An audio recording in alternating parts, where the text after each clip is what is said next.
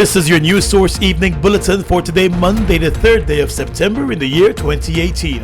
Here's what we're tracking tonight. Across the country today, a large number of teachers abandoned their classrooms to step up their strike action for increased salaries. From Lethem and Linden to Georgetown and Berbice, hundreds of teachers stayed away from the classrooms on the first day of the new school year.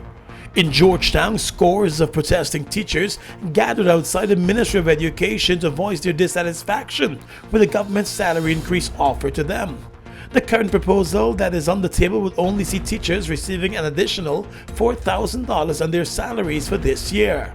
In front of the Brigham office of the Education Minister, teachers were joined by their union representatives as they sang Solidarity Forever while expressing hope in their union. Solidarity forever. Solidarity forever, for the union makes us strong. The GTU said on Tuesday teachers should take a day off from the picket line and school and stay home, and then return to the protest line for the remainder of the week. Well, we're here day 2, the first day of the school year. Tomorrow our teachers will remain at home. On Wednesday we'll assemble again. On Wednesday we're not sure at which location, but on Wednesday we'll assemble. On Thursday it's going to be a rest day, and on Friday we're out again until this issue has been resolved. News Source visited some schools in the city, and while there were many teachers away from the classroom, there were just as many who turned out to work but were not conducting any classes. At one of the many primary schools where teachers stayed away, security guards were advised by the senior ones who were present to keep the gates locked as a way of assisting with better control of the children. Some parents were seen taking their children back home, saying they prefer to be the ones supervising their own children rather than to leave them at school doing nothing. In Linden, the majority of teachers stayed out of the schools. They held a loud protest in front of the education department in the region, demanding better salaries.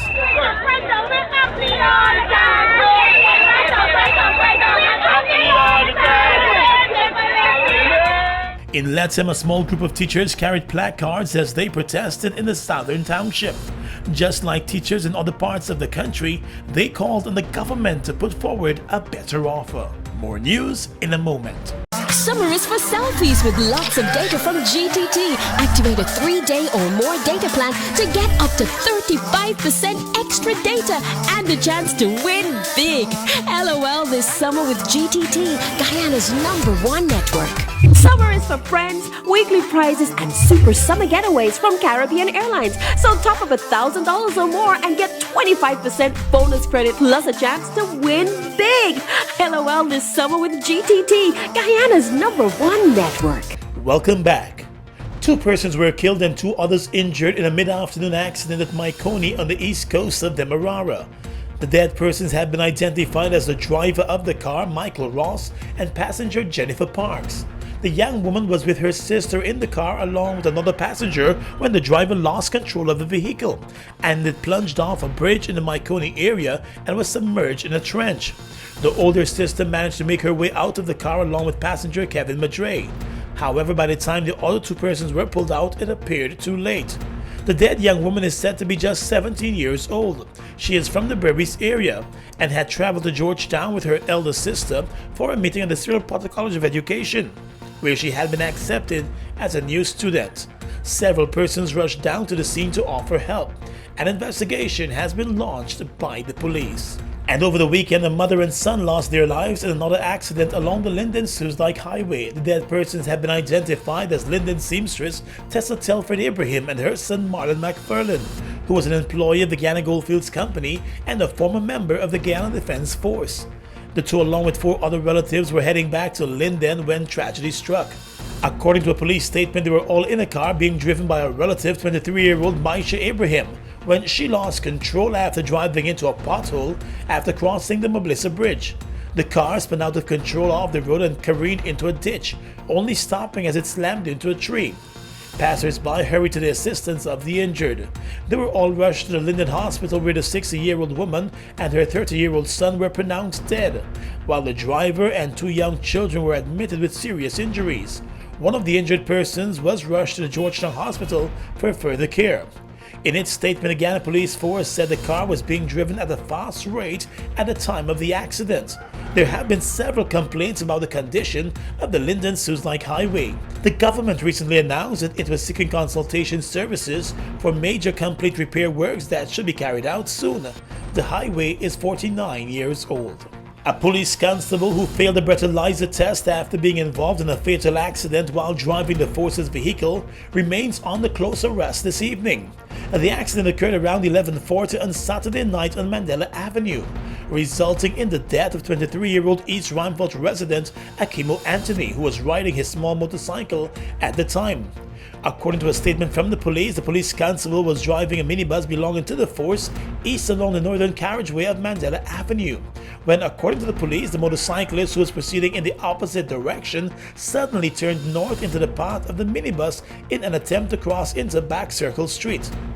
The police force's vehicle has heavy black tint on the front windscreen as well as to all of its windows. The impact resulted in the cyclist falling onto the roadway. He sustained multiple injuries about his body and was rushed to the Georgetown Hospital in an unconscious state. He succumbed to his injuries while receiving medical care. The policeman is likely to face charges this week. Meanwhile, today the commander for A Division, Assistant Commissioner Marlon Chapman, visited relatives of the dead youth.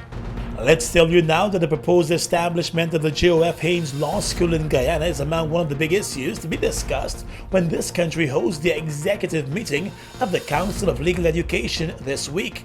At a press conference this morning, Attorney General Senior Counsel Basil Williams told reporters that Guyana will be pushing the issue of the law school at the meeting. The CLE has some initial comments. They've raised some comments on the feasibility study and the plan, business plan.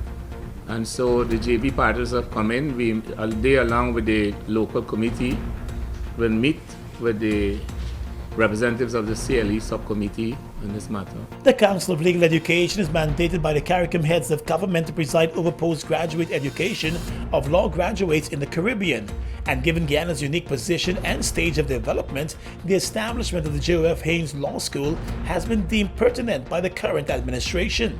President David Granger is expected to deliver the feature address at the opening of the CLE meeting.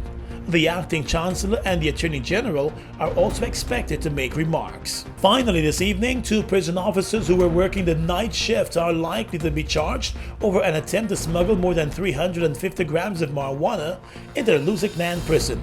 In a statement over the weekend, the prison director Gladwin Samuels explained that last Thursday, a prison officer reported for duty at the Lusignan jail just after 8 p.m. with a quantity of marijuana and cigarettes in his possession. Prison authorities became aware of the contraband items in the jailhouse and started a probe. Another rank who was in charge of manning the gate to the facility alerted the rank who brought the items in, and he opened the gate to allow him to take the items back out.